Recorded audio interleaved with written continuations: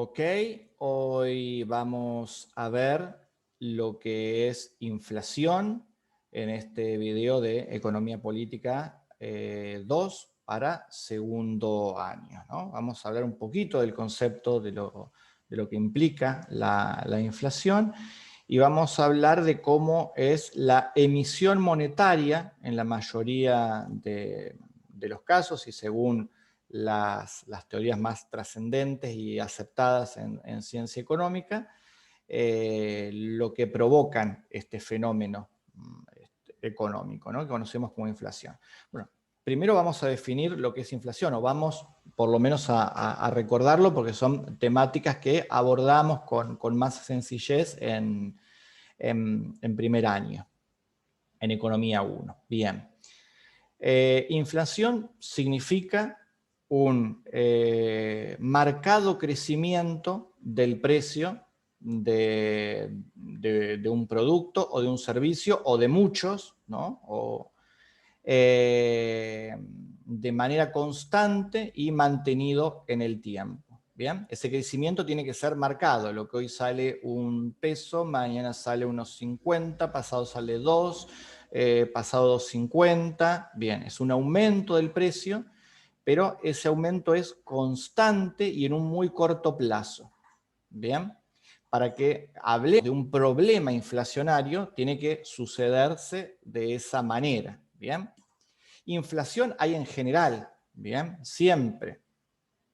Pero si un producto aumenta algunos centavos en 10 años, como pasa en economías estables, como pueden ser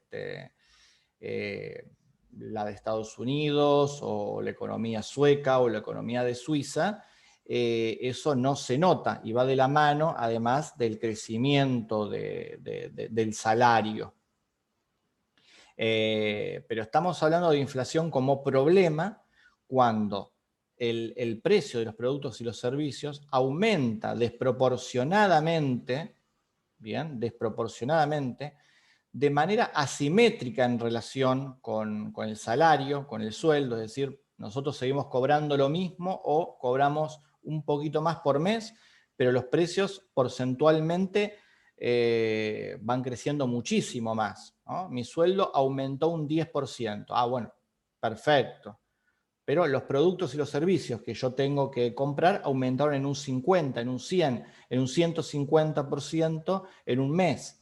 Y en 3 meses esto se sigue ampliando y en un año eso se sigue ampliando, ¿no? Y el sueldo nunca llega a aumentar lo suficiente para equiparar ese, ese crecimiento, ¿no?, que tienen los precios de los productos y los servicios, ¿no? Bueno, básicamente eso es un fenómeno o una problemática inflacionaria, ¿ya?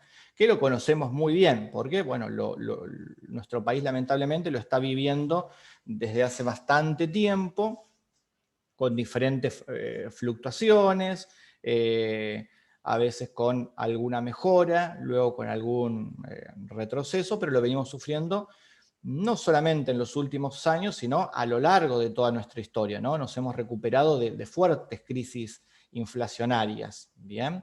De lo que se conoce incluso como hiperinflación, ¿bien? Que es cuando este fenómeno inflacionario se desboca totalmente y se transforma en una situación insostenible, como lamentablemente se está viviendo en Venezuela, por ejemplo, en este momento, y en algunos otros países del mundo. Durante el gobierno de Alfonsín, por ejemplo, a mediados finales de los 80, vemos un proceso de hiperinflación muy, muy fuerte, una crisis económica de enormes magnitudes que llevaron incluso a que el presidente no completara su mandato y decidiera adelantar las elecciones en unos meses. Y bueno, eso provocó saqueos, disturbios, bueno, por supuesto, una situación de desespero generalizada, porque la gente no tenía para comprar productos alimenticios básicos. Bueno, un descontento generalizado y demás.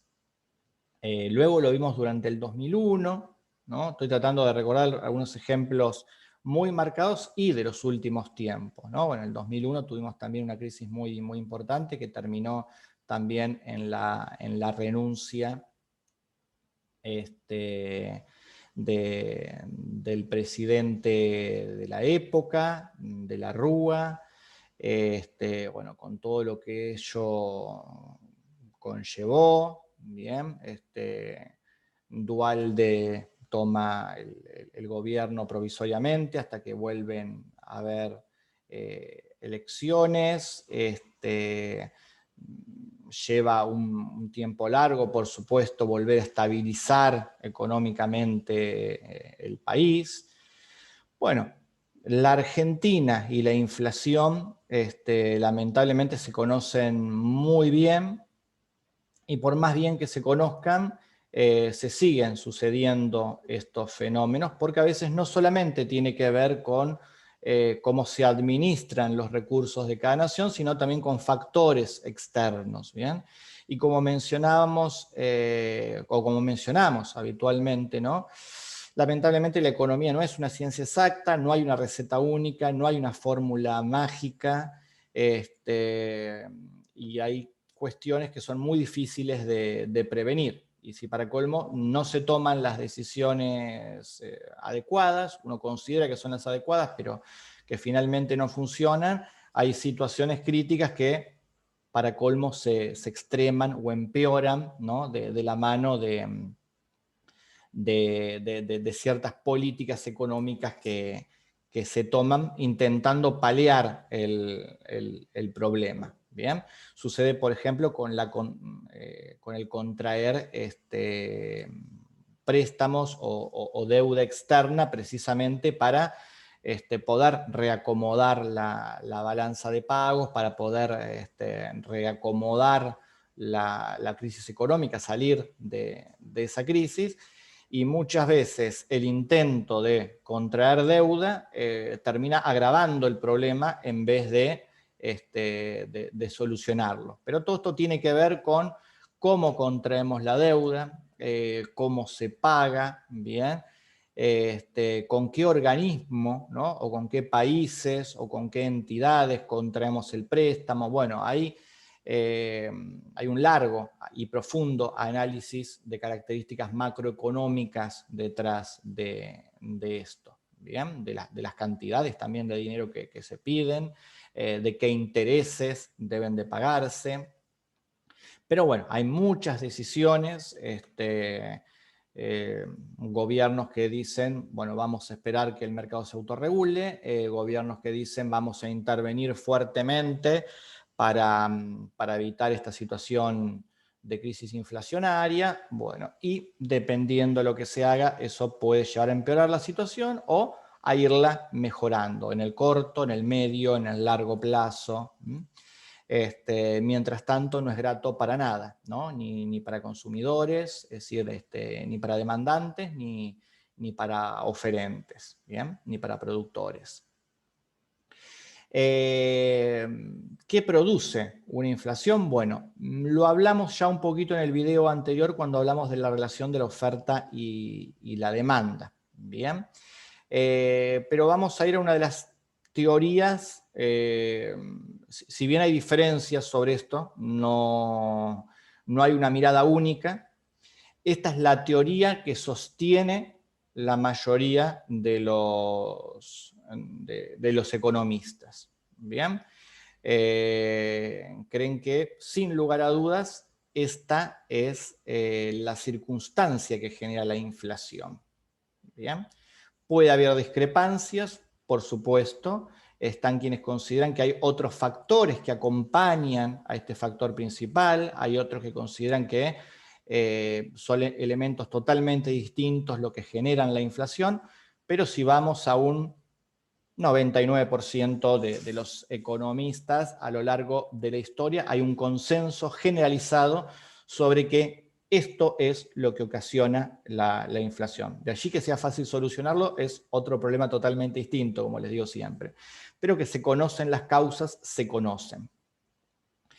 Bien, una inflación se genera por un exceso de emisión monetaria. Bien, vamos a recordar ese concepto. Emisión monetaria y un exceso de inyección de capital, de inyección de dinero en el circuito económico, ¿no? En la sociedad. Vamos a tratar de explicarlo lo más en criollo posible, sin dejar por eso de utilizar términos que son más técnicos o que tienen más que ver con el léxico, con el vocabulario de los economistas. Entonces vamos a hablar de emisión monetaria. Emisión monetaria significa emitir moneda, ¿no? Fabricar moneda, ¿no? Cuando decimos monedas, decimos en nuestro caso pesos, billetes también, ¿no? No estamos hablando de la moneda físicamente hablando, la metálica, ¿no? Es decir, producir dinero. ¿Bien?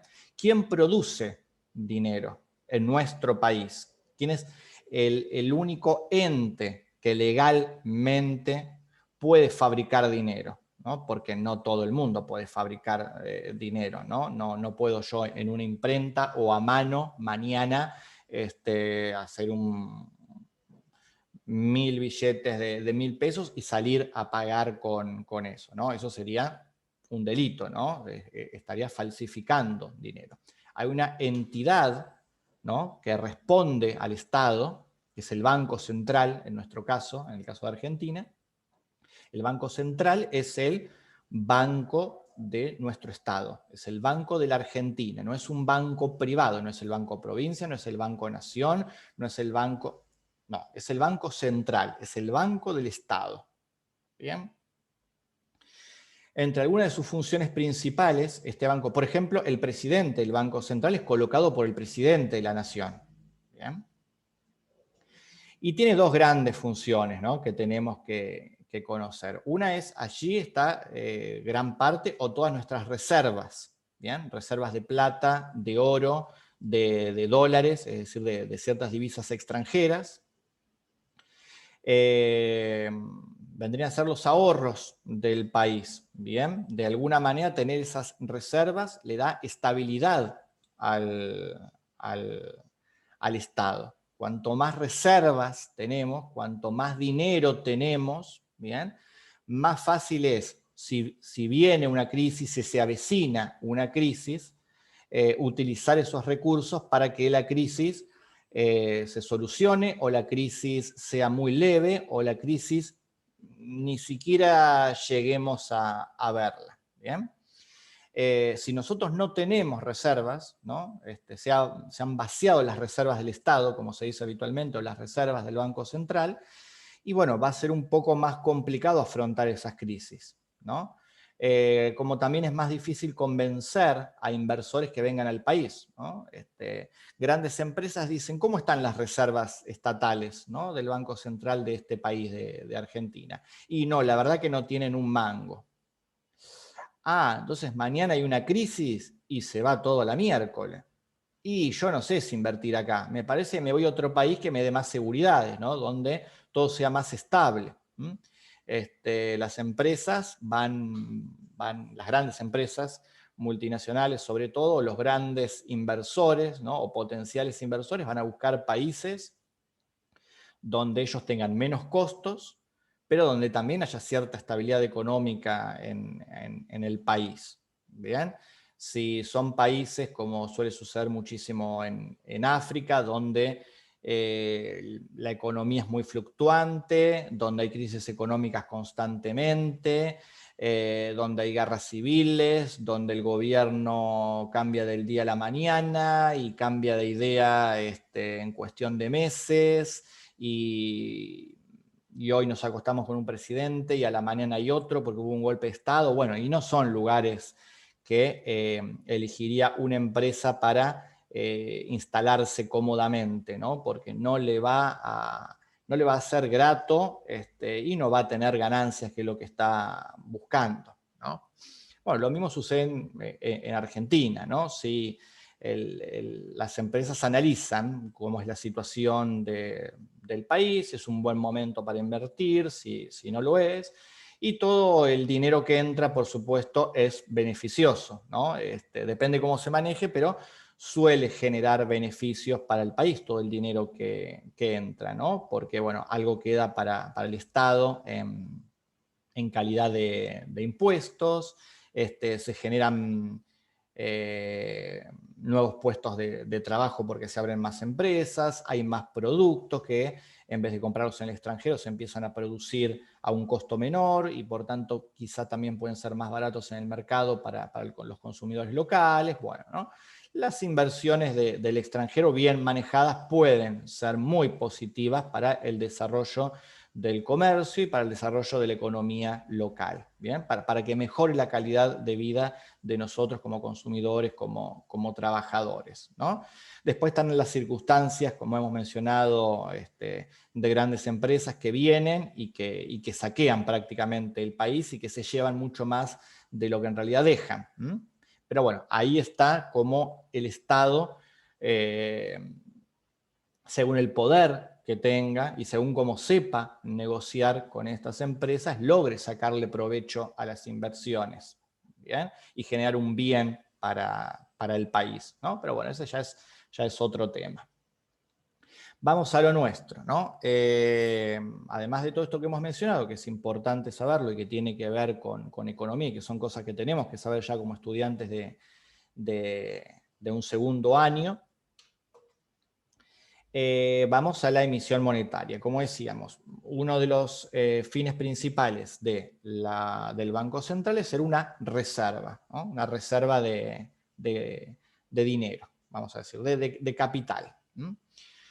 La otra gran función que tiene es la de fabricar dinero, ¿no? Habitualmente, en criollo popularmente, se le dice tener la maquinita de hacer dinero, porque es una imprenta, ¿verdad?, de dinero. Aquellos que han visto la serie La Casa de Papel, cuando los asaltantes, cuando el grupo entra en la Casa de la Moneda de España y empiezan a imprimir dinero, bueno, eso es lo que vendría a ser el Banco Central en Argentina, ¿bien? Lo que ellos le llaman en España la Casa de Moneda y Timbre, creo. Aquí en Argentina es el Banco Central. ¿Bien? Es ahí donde se produce el dinero, donde se imprime el dinero.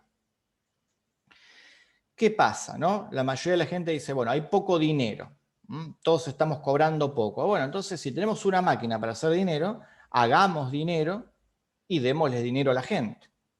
Mirá qué fácil, ¿no? Si es el gobierno el que elige cuánto se produce de dinero, ¿no? Cuánta cantidad de billetes se generan, entonces producimos muchos billetes, ¿sí? Aumentamos sueldos, damos becas, damos préstamos, damos posibilidades para pagar en cuotas.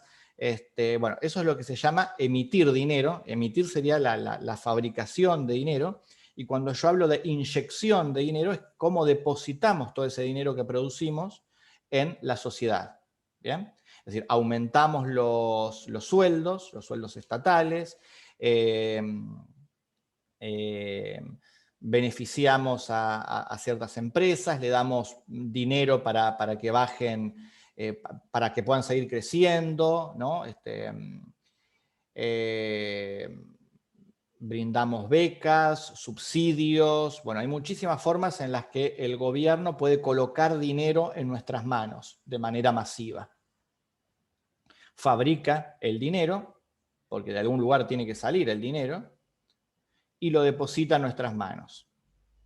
Bien, entonces nosotros decimos, entonces, si es tan fácil, ¿qué está pasando aquí? Claro, ese dinero que se fabrica, bien, y que se inyecta en la sociedad, si se inyecta de una manera muy apresurada, ¿no? Del día a la mañana, aumentan un 20% nuestro sueldo, pagamos menos de luz, pagamos menos de gas, porque el Estado está subsidiando con dinero a las grandes empresas de electricidad, a las grandes empresas de transporte, por ejemplo, para que no nos cobren tanto. Todo eso necesita dinero. A ver, esas grandes empresas nos cobran menos, pero porque el Estado les da dinero. ¿Bien? les da dinero en nuestro nombre para que el consumidor, el ciudadano común, no sufra el exceso de precios, ¿bien? Pero, ¿de dónde sale ese dinero? ¿De dónde saca ese dinero el Estado? ¿Bien? Si lo saca de prender la maquinita de dinero, ¿bien? Y no viene por otro lado ese dinero, ahí está el problema. ¿Por qué? Porque esa emisión y esa inyección de dinero en la sociedad excesiva, apresurada, hace que nosotros los consumidores, ¿no?, los trabajadores, recibamos el dinero, primero estamos recontentos, uy, me aumentaron el sueldo, listo, buenísimo. ¿Qué es lo primero que hacemos si tenemos plata? ¿Bien? Sobre todo si no llegamos a fin de mes. El mes pasado no llegamos a fin de mes, apenas llegamos a comprar un paquete de arroz, comíamos muy poco, no podíamos ni pagar el alquiler. Estamos hablando de situaciones en las cuales uno no tiene margen, ¿bien? Situaciones difíciles de vida. Como le está pasando a grandes sectores no solo de la Argentina, sino del mundo entero, ¿no? Que no llegan prácticamente a fin de mes, o no prácticamente, no llegan, ¿bien? Y pasan por necesidades básicas, ¿bien? Que tendrían que estar cubiertas por el Estado moderno, ¿bien? Hay situaciones de pobreza extrema que a mí personalmente me parecen inentendibles que sigan sucediendo en el mundo actual, con el desarrollo tecnológico, con el conocimiento que tenemos, ¿no? Que siga existiendo pobreza, que siga existiendo que gente muera por hambre o por malnutrición. Pero son realidades, ¿no?, que también analiza la economía, o que deberían de analizar los expertos en economía, ¿bien? Y que, por supuesto, no solo va a depender de un análisis teórico, sino que va a depender de que ciertas políticas públicas se lleven a la práctica realmente con los gobernantes de turno, ¿no?, en nuestro país, en Latinoamérica, en el mundo entero. Cuando nosotros tenemos dinero en nuestro bolsillo, lo primero que hacemos es gastarlo. ¿Por qué? Porque es lógico, porque si yo estaba que no llegaba a comer al mes pasado, voy a ir y voy a comprar alimento ahora. Voy a gastar más de lo que gastaba el mes pasado porque tengo más plata para gastar y voy a comprar algo que necesito, voy a comprar comida. Como tampoco confío mucho en la economía en general, porque sé de lo fluctuante que es, por ejemplo, en países como Argentina, voy a aprovechar a comprar cosas que, digo, si no la compro ahora, mañana no la puedo comprar.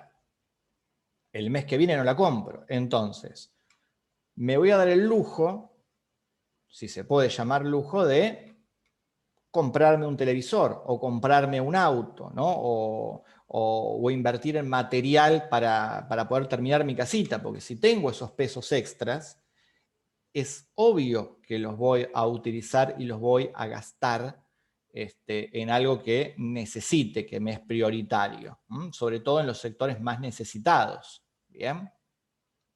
Aquel que esté económicamente muy bien, que son una minoría, quizás diga, bueno, a ver, lo ahorro.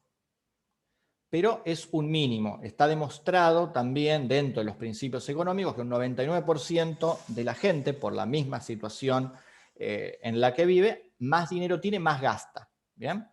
Aún en países desarrollados, muy desarrollados, en países ricos, podríamos decir, que tienen mayor potencial de ahorro, aún recibiendo más dinero, dicen, bueno, a ver, está bien, ahorro esta parte, pero me están sobrando estas libras esterlinas, ¿no? Me están sobrando estos francos suizos, estos dólares. ¿Por qué no gastarlos? ¿Bien? ¿Por qué no disfrutarlos? En unas vacaciones, en cambiar el auto, en mejorar la casa, en comprarme algo, un televisor más grande. Bueno, se gasta. Uno tiene más dinero y lo gasta, ¿no? Es un principio de la economía, de la ciencia económica. Bien. Entonces, más dinero nos dan fabricado, bien, entendamos esto, ¿no? Que viene de una maquinita que prendimos y nos dieron un montón de dinero. Con ese dinero nosotros salimos y compramos cosas. ¿Cómo responde el mercado? Bien, de la manera que acabamos de explicar en el video anterior. Responde aumentando precios. Bien, porque dice, ¿tenés dinero? Bueno, entonces ahora sí me vas a pagar, ¿no? Yo te lo tenía a un precio bajo porque la verdad que no tenías plata el mes pasado. Pero ahora que tenés más plata, porque tenés subsidio, porque están subsidiados ciertos servicios y pagás menos, ¿no? Pagás menos luz, pagás menos transporte, recibiste alguna beca, te aumentaron el sueldo en un 30% el día de la mañana. Bueno, ¿tenés dinero? Bueno, yo soy empresa, listo. El arroz que salía 20, ahora sale 25. Y si me lo seguís comprando, pasado mañana va a estar 30. Bueno, ¿qué pasa? Más dinero emite el Banco Central, más dinero inyecta el Banco Central, bien, que responde al gobierno en el circuito económico, en nuestras manos como consumidores, más compramos y eso ocasiona inflación. Genera que las empresas aumenten sus precios porque sabe que nosotros tenemos el dinero y lo vamos a gastar. Y ahora lo tenemos para gastar porque nos lo acaban de dar. ¿Bien? Entonces, fíjense qué curiosa esta relación, ¿no? Lo que genera inflación, lo que genera que no lleguemos a pagar porque los precios se disparan, es que en realidad, un paso antes, inyectaron en la sociedad más dinero, nos dieron más dinero, nos aumentaron el sueldo, ese sueldo lo gastamos y eso ocasiona que las empresas en el sistema capitalista aumenten los precios y se genere la inflación. ¿Bien? Por eso hablamos de que la inflación es un fenómeno de emisión monetaria, ¿bien? De impresión excesiva de dinero y de inyección, ¿no? De colocación de dinero excesivo en la sociedad, ¿bien? A través de los distintos recursos que tiene el gobierno para hacerlo. Y claro, acá hay una disyuntiva muy difícil de solucionar y que también existen muchas corrientes de pensamiento y muchos autores, ¿no?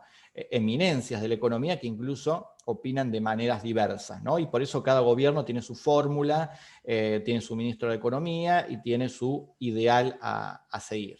¿Bien? ¿Cómo se hace para evitar que haya inflación? ¿Bien? Porque si vos tenés un país empobrecido que no está comiendo, ¿cómo no vas a generar dinero para darle dinero a esos sectores para que pueda comprar alimentos? ¿Bien? Ahora, esa acción, cuando se hace de manera muy apresurada, muy abrupta, como suele suceder en situaciones de crisis, ¿no? Porque uno no puede esperar un año para comer, necesita comer hoy. Eso lo que genera es inmediatamente en el corto plazo inflación. Entonces, todo ese dinero que uno dio para que puedan comprarse alimentos funciona al primer mes, pero el siguiente mes, por la inflación, se encareció el precio nuevamente, las empresas volvieron a subir el precio y otra vez no alcanza. Y así sucesivamente. Y más dinero vamos inyectando en la sociedad, más inflación vamos generando, porque la empresa sigue creciendo, sigue aumentando sus precios porque sabe que la gente tiene el dinero porque se está inyectando desde el Banco Central. ¿Bien? Entonces, ¿cómo se hacen esas situaciones? No se puede dejar morir de hambre a un pueblo. Pero también hay que pensar que eso, que es una solución en el corto plazo, que parece una solución en el corto plazo, a largo plazo es lo que económicamente, científicamente está demostrado que genera la inflación. ¿Bien? Entonces, yo les voy a decir lo que es lo ideal. Lo ideal es que un banco central, no solamente el de Argentina, el de cualquier país, emita la mayor cantidad de dinero, la menor, perdón, cantidad de dinero posible en el tiempo. ¿Bien? Va a tener que producir y va a tener que imprimir. Pero lo ideal es que en el circuito económico, es decir, el dinero que está en nuestras manos, el dinero que está en el banco, ¿no? El dinero que hoy está en la calle entre nosotros, ¿no? Que son millones y millones de pesos, miles y miles de millones de pesos, siempre sea la misma cantidad. ¿Bien? Que no inyectemos abruptamente desde el Banco Central muchísimo dinero, ¿no? Porque Cuando tenemos ese dinero, lo gastamos, y cuando lo gastamos, las empresas aumentan los precios y eso genera inflación. ¿Bien? Y un círculo vicioso del que no podemos salir. Entonces, lo ideal es que si se produce dinero en el Banco Central, si se prende la maquinita, sea cada mucho tiempo y en muy pequeñas cantidades, ¿no? Para cosas muy específicas, que se necesiten muy puntuales. Pero lo ideal es que el país siempre se pueda manejar con la misma cantidad de dinero. ¿Bien? Y que exista, de alguna manera, un mercado, que existan empresas que no abusen de la situación y no disparen los precios exageradamente, como sucede durante los periodos durante los periodos inflacionarios, ¿no? ¿Cómo se logra esto? Bueno, hay diferentes maneras, ¿no? Ahí existe, por ejemplo, puede existir la intervención del Estado para decir, lleguemos a un acuerdo. Yo te voy a reducir los impuestos, pero vos no me despidas gente. Trata de mantener los precios dentro de todo equilibrados, porque si no vamos a entrar en una crisis que no nos va a convenir a ninguno. Bueno, tiene que entrar el gobierno en una negociación con estas empresas, ¿no? Porque si se pone muy duro, puede suceder lo que dijimos en el video anterior. Las empresas empiezan a despedir masivamente porque dicen que tienen muchos costos, porque a los precios a los que los estarían obligando a vender no les rinde, tienen que cerrar la fábrica, o se van directamente del país. Entonces, el Estado tiene que ofrecerle algo al sector privado para que le responda de alguna manera al Estado, le haga el favor, vamos a decir, de que no aumente desaforadamente los precios y no genere desempleo, no cierre, se quede en el país, ¿bien? Porque si se van muchas empresas, ya sabemos, lo dijimos en el video anterior, generamos primero desabastecimiento de productos, ¿bien? En Venezuela, hasta no hace mucho, por ejemplo, estamos hablando de cuestiones básicas, no había papel higiénico, ¿bien? Por ejemplo, porque no había productores de papel higiénico, porque las empresas directamente se habían ido por las presiones impuestas por el gobierno. Entonces, no se conseguía papel higiénico en los supermercados, y el gobierno tuvo que imponer que se diera un rollo de papel higiénico por familia, no sé, en una semana, cosas de ese estilo. Bien, llegan las restricciones, llegan las necesidades, llegan los terribles ajustes que los sufre, por supuesto, el consumidor, el trabajador, ¿no? La persona de a pie, las familias más humildes, sobre todo. Llegar a esas instancias es lo que hay que evitar, ¿no? Pero que muchos países lo sufren, lamentablemente. Entonces, si un gobierno decide intervenir en el sector privado, debe hacerlo con cierta cautela, con buen manejo, con buena cintura, y tiene también que haber cierta voluntad por parte de las empresas para colaborar. Y se tienen que dar además ciertos factores en el extranjero que colaboren, ¿no? Porque lamentablemente, si tenemos un país vecino que anda muy bien, por más que a la empresa que esté trabajando en ese momento en Argentina le vaya bien y haya llegado a un acuerdo con el Estado, si realmente tiene muchas más ganancias yéndose al vecino, y se va a ir al vecino. Y eso nos va a generar un inconveniente.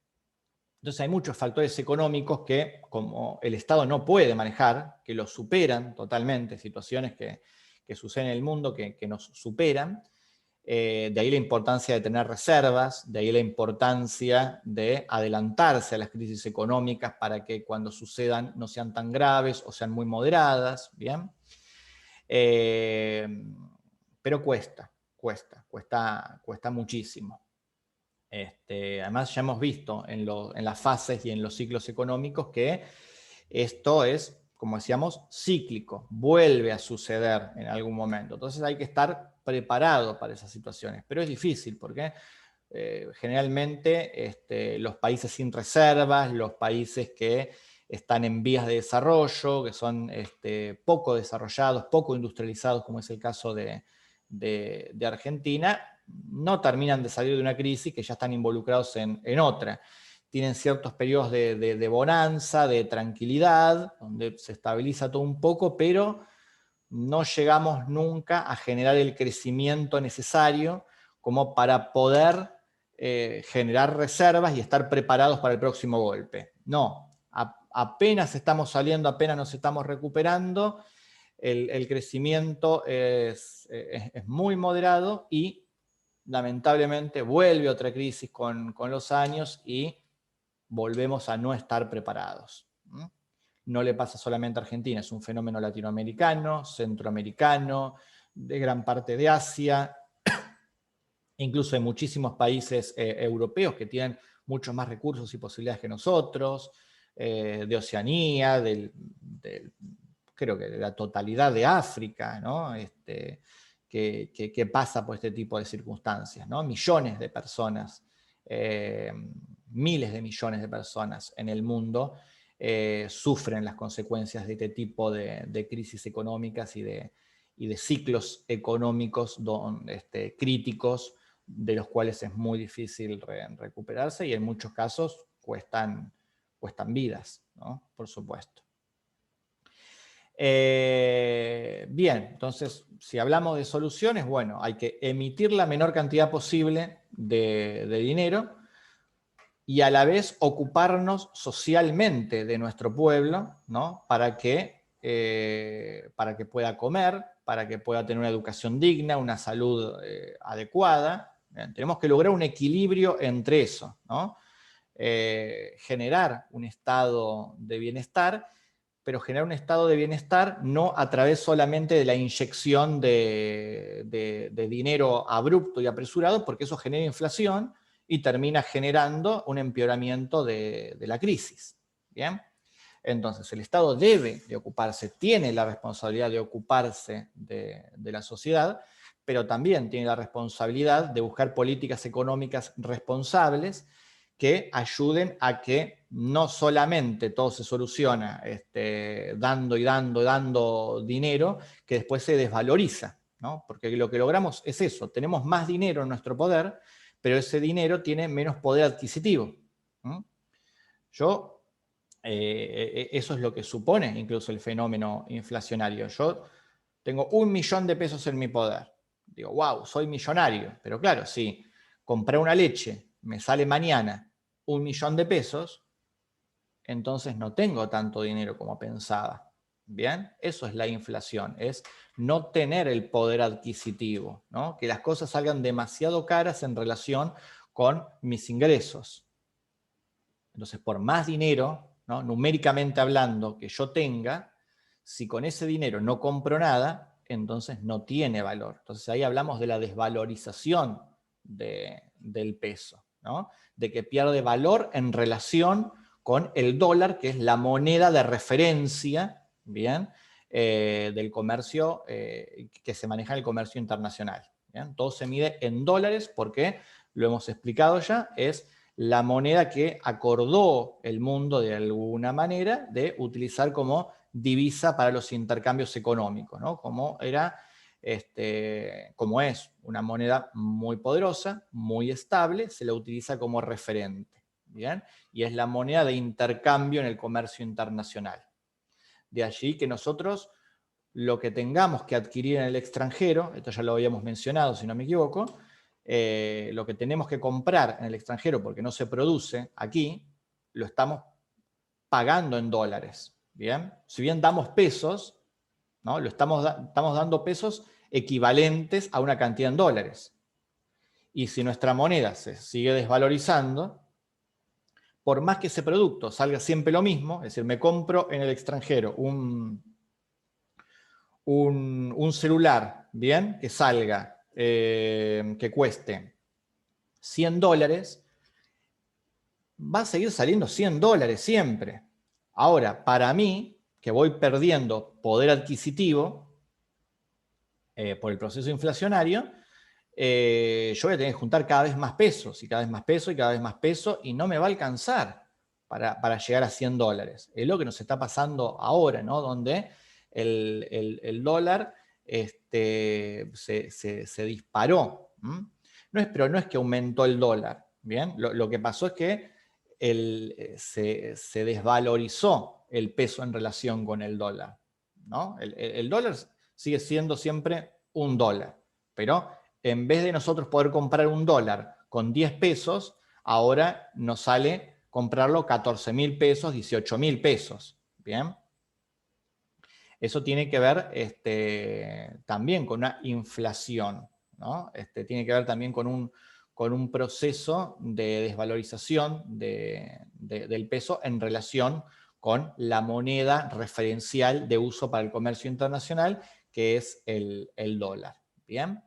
Y allí, después lo explicaremos quizás un poco más en profundidad, pero ahí también tenemos un lugar o un momento en el cual el gobierno puede llegar, el Banco Central puede llegar a intervenir si tiene reservas.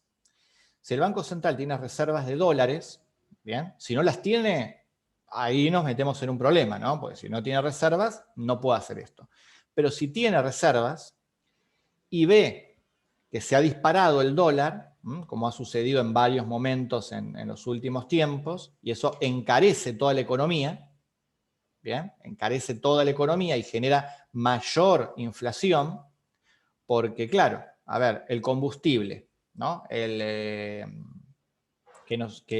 todas las empresas y que nosotros mismos consumimos, todo el petróleo que consumimos, se pagan en términos de dólares.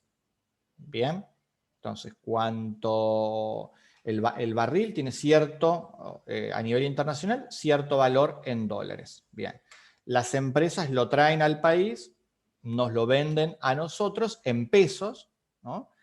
Pero guardando la relación con ese precio en dólares internacional que tiene, ¿no? Vamos a decir, $10. Bueno, nosotros antes, en los 90, cuando llegamos a estar 1 a 1, por ejemplo, que duró poco, ¿no? Bueno, y eso es otro tema de discusión, de qué consecuencias generó, pero claro, con 100 pesos equivalentes a $100, comprábamos el petróleo, comprábamos el combustible y llenábamos el tanque, y las empresas que necesitaban para sus maquinarias, petróleo, y para transportar en sus camiones los productos y demás, lo hacían a un costo bajísimo. Bien. Ahora ya no sale 10 pesos esos $10 que costaba el barril. El barril ya ahora, por más que siga saliendo $100, a nosotros nos sale 1.000, 2.000 pesos, 15.000 pesos, 20.000 pesos, 30.000 pesos. Entonces, esos precios que paga quien ha traído, el productor, el servidor, ¿no? Quien nos oferta el bien o el servicio, ¿no? Las grandes estaciones de servicio, las grandes compañías, nos los va a cobrar cada vez más caro. Eso es lo que pasa cuando vemos en la tele que dice aumentó el combustible tanto, volvió a aumentar tanto porcentaje el combustible. Bueno, tiene que ver también con que se desvaloriza nuestra moneda, entonces también es más caro comprarlo en el exterior, el petróleo. Bien. Y aquí no llegamos a producir ni en calidad ni en cantidad el petróleo que necesitamos. Bien, porque no somos un país industrializado. En otros países, al tener esos recursos, bueno, son más baratos o deberían de ser más baratos para sus ciudadanos, y por supuesto lo venden al exterior a precios altos porque es un negocio para ellos. También hay otros factores por los cuales aumenta el precio del barril de petróleo, ¿no? Tiene que ver con la Organización de Países Exportadores de Petróleo, ¿no? Que es la OPEP, que en grupo son los países, las grandes empresas de los grandes países productores, que se ponen de acuerdo en, bueno, aumentamos el precio, disminuimos el precio, ¿no? Bueno, por supuesto, para beneficio de ellos. Entonces, ese aumento a nosotros nos pega, porque ese aumento es en dólares, ¿no? De $10 o de $100 el barril pasó a $200, y, claro, nosotros con una moneda tan empobrecida como el peso nos va a ser dificilísimo que podamos pagarlo. Y todo eso se traslada a todo el resto de los precios, ¿bien? No solamente va a ser más caro el combustible, van a ser más caros todos los productos, porque todos los productos se transportan gracias al petróleo. Entonces, si yo tengo que trasladar del interior del país a Buenos Aires tomates, ¿bien? Y yo como empresario tengo que ver, bueno, a ver, el combustible antes me salía tanto, bueno, y yo cobraba el tomate tanto. Ahora me sale mucho más caro transportar el tomate. Bueno, entonces, ¿qué hago? Lo traslado al precio. Bien, entonces le agrego unos centavos, unos pesos más al kilo de tomate. Entonces, ese aumento en el combustible, los consumidores lo pagamos en el producto. Bien, el empresario va a intentar seguir, mantener su situación, aunque sea no ganar más, ¿no? Pero tampoco perder. Entonces tiene que aumentar su producto para mantener las ganancias. Pero eso lo traslada en el precio y ese precio lo pagamos nosotros. Bien, entonces cuanto más aumenta el combustible, más aumenta el precio internacional del petróleo y más se desvaloriza nuestra moneda, bueno, eso va a influir también en un proceso inflacionario, porque las empresas van a empezar a decir, bueno, me sale tan caro el combustible, bueno, lo voy a trasladar a los precios de mis productos, y eso lo va a pagar el consumidor. Bien. Pero en términos generales, como decíamos, ¿no? La inflación se genera por ese exceso de emisión por parte del Banco Central. Bien. De ahí que muchas veces algunos gobiernos se endeuden para obtener un préstamo en dólares, ¿no? Y los préstamos en dólares se pagan en dólares, los intereses son en dólares. Entonces, si nuestra moneda está desvalorizada, ¿cómo pagamos esos intereses en dólares? ¿Cómo pagamos esos préstamos en dólares? ¿Bien? El país tiene que andar muy bien la economía del país para que otra vez el precio del peso y el dólar empiecen a asemejarse, ¿no? en valor. Pero mientras la crisis se agudice, cada vez es más difícil pagar los intereses. Por eso los intereses siguen siendo en dólares. Y si nosotros no tenemos reserva en el banco para pagar, ¿de dónde sacamos dólares? Porque nosotros no tenemos la maquinita para hacer dólares, sino ahí sí sería fácil, ¿no? Nosotros tenemos la maquinita para hacer pesos. Claro, entonces no es fácil, no es para nada fácil. ¿Bien? El gobierno generalmente, para cuando se dispara mucho el precio del dólar, inyecta dólares de su reserva. Muchas veces esos dólares vienen precisamente de un préstamo, ¿bien? Y los inyectan para que, al haber más dólares en el mercado, baje la demanda. ¿Bien? El precio del dólar es alto en las casas de cambio, ¿no? Es alto porque hay pocos dólares. ¿Bien? Y si hemos aprendido algo acerca de demanda y oferta, es que cuando hay mucho de algo, sale poco. ¿Bien? Porque si yo tengo un montón de opciones donde comprar, cada uno me lo ofrece más barato, bueno, voy y lo compro en un lugar más barato. Ahora, si tengo un solo lugar que me lo ofrece, todo el mundo quiere ese producto y no hay para todos, entonces ese producto va a ser caro. ¿Bien? Si estamos en el desierto, en el medio del desierto, hay 10 personas, ¿bien? Y hay 300 litros de agua, ¿bien? Y yo vendo, bueno, voy a vender, y hay varios vendedores de agua y que tienen un montón de agua, ese producto no escasea, ese producto va a ser barato y las personas van a poder comprar a precios muy accesibles, a precios baratos, el agua. Ahora bien, si hay una sola botella de agua en todo el desierto, la tengo yo, y me voy a hacer millonario con esa botellita de agua, ¿no? Porque van a venir las 10 personas que necesitan sí o sí de ella para vivir, y uno me va a decir, te doy $1000, otro me va a decir, te doy 2000, otro me va a decir, te doy $1.000.000, ¿bien? Y por supuesto, yo voy a seguir aumentando el precio hasta llegar al máximo que me puedan dar, ¿no? Bueno, el agua ahí ha pasado por un proceso inflacionario muy grande. Lo mismo pasa con los dólares. Cuando hay pocos dólares en el sistema, y como las empresas y la gente generalmente ahorra en dólares, demanda dólares, el precio crece inmediatamente. Porque los que venden dólares, las casas que venden dólares, por supuesto, hacen el mismo negocio como si se tratara de tomates o se tratara de agua. Dice, bueno, hay mucha demanda, me piden dólares, todos están desesperados por los dólares, bueno, ahora el dólar sale más caro. ¿Bien? Entonces el gobierno, para evitar esto, sale e inyecta más dólares en el sistema. Entonces hay más. Al haber más, eso baja el precio del dólar y es más accesible para el comprador. Ahora, se compran esos dólares, algunos los invierten en el país, algunos los ahorran y otros los sacan del país. Bien, es la famosa fuga de capitales. Bien.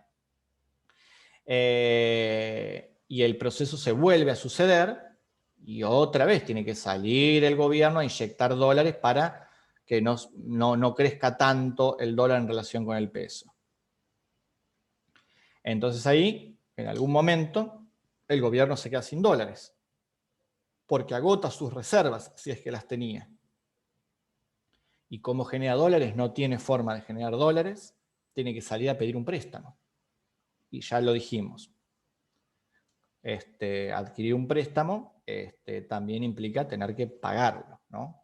Endeudarse, pagar intereses y tener que hacerlo en dólares, lo que termina en muchos casos acrecentando la propia crisis. ¿Bien? Entonces está la gran pregunta, a ver, ¿contraigo una deuda en dólares para poder de esa manera equilibrar el peso, para que el peso no se siga desvalorizando? Yo necesito inyectar de dólares en el sistema. Bien. ¿Me arriesgo a hacer eso?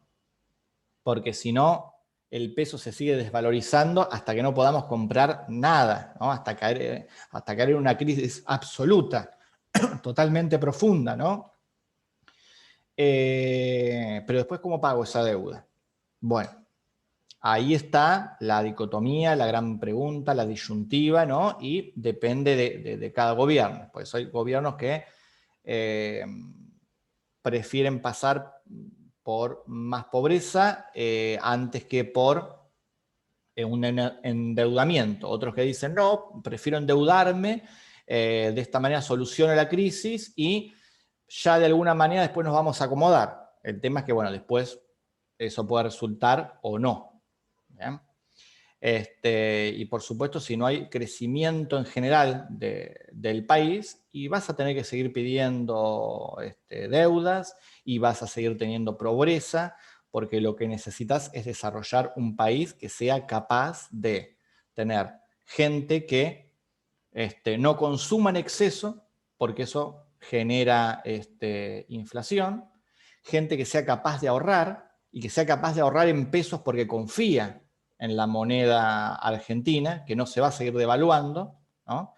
Porque la gente, al no confiar, nosotros no confiamos en nuestra moneda, lógicamente no confiamos, ¿no? Porque se desvaloriza constantemente, ¿bien? Lo vemos en las crisis constantes a lo largo de la historia argentina. Entonces, preferimos comprar dólares. Pero esto sigue acrecentando, sigue colaborando con la crisis de alguna manera. Entonces, el secreto, si es que hay secreto, es lograr que la Argentina, el ciudadano argentino, confíe en el peso argentino, ¿bien? Que se mantenga estable a lo largo de los años, a lo largo de las décadas, y que empiece a ahorrar en pesos, ¿bien? En vez de gastar tanto de manera inmediata, que es lo que ocasiona inflación. y que por tanto no se ve obligado el gobierno a tener que emitir cantidades desaforadas de dinero que no ayudan en el corto plazo, pero que terminan generando inflación a futuro. Que luego tengamos empresas responsables, estables, que generen empleo, ¿bien? Que generen, que produzcan a precios razonables, ¿bien? Bueno, generar eso es dificilísimo, porque son muy pocos los que lo logran mantener en el tiempo, en el mundo, ¿bien? Porque hasta Estados Unidos ha pasado por crisis de esta índole, ¿no? Los afecta de otra manera o afecta a ciertos sectores de la población, ¿bien? Y hay otros grandes sectores que no se ven tan afectados, ¿no? Porque tiene otras posibilidades. Ahora, en países no tan favorecidos como el nuestro o la mayoría de los países del mundo, cuando pasa esto, es muy grave, es muy frustrante, es desilusionante y es duro para todos. En muchos casos, algunas teorías apoyan que haya desempleo durante un tiempo para que eso disminuya la inflación. Fíjense, ¿no? Esto tiene que ver con uno de los principios fundamentales de la economía que hemos visto en primer año. ¿Bien? Si hay mucho empleo, hay empleo pleno, como se dice, todos tienen trabajo, todos cobran muy bien, gastan dinero. Gastan mucho dinero, eso ocasiona inflación. Entonces, aunque esto no se diga, esto no se va a decir en ningún lado, por supuesto, hay gobiernos, ¿no? A los que les conviene de alguna manera que haya desempleo, ¿bien? Que durante un tiempo haya grandes cantidades de personas que pierdan su dinero porque van a ser personas que van a dejar de consumir. Si dejan de consumir, la empresa va a bajar los precios, ¿bien? Entonces va a disminuir la inflación a costa de la desocupación temporal de muchísima gente, ¿no? Por eso se habla también de las injusticias, ¿no? Del sistema capitalista y que el sistema capitalista está basado en la desigualdad para su sostenimiento, ¿no? Pero bueno, esta es otra conversación filosófica mucho más profunda y para otra clase, ¿bien? Pero mantener empleo pleno y que no haya inflación, y bueno, resulta muy difícil, ¿no? Y hasta hace un tiempo se creía que era una cosa o la otra. Bien, si tenías mucho empleo, eso generaba inflación. Pero si pero si la inflación bajaba, ¿bien? Se recuperaban los puestos de trabajo, ¿no? Y se pensaba que era una cosa o la otra. Bueno, lamentablemente con el tiempo descubrimos que hay situaciones en las cuales tenés los dos fenómenos al mismo tiempo y es complicadísimo regularlos y equilibrarlos para salir de esa situación. ¿Bien? Es lo que nos ha pasado durante las últimas crisis, las últimas recesiones o incluso depresiones para algunos que ha sufrido la Argentina, donde teníamos desempleo y donde seguía habiendo inflación. Eran las dos cosas juntas. Es decir, que está demostrado que también pueden suceder los dos fenómenos al mismo tiempo, pero además se alimentan entre sí, ¿no? Y eso también es necesario saberlo. Bueno, a grandes rasgos, entonces, la inflación se genera por un exceso de emisión monetaria del Banco Central, es decir, del banco que responde al gobierno, que inyecta demasiado dinero en la población lo gasta y las empresas deciden subir los precios porque saben que les van a pagar, ¿no? Tienen el dinero para pagar ese producto. Bueno, eso se llama inflación. ¿Bien? Bueno, de esa manera y a grandes rasgos cerramos la clase y dejamos el tema para meditarlo en profundidad y para seguirlo profundizando en otras clases.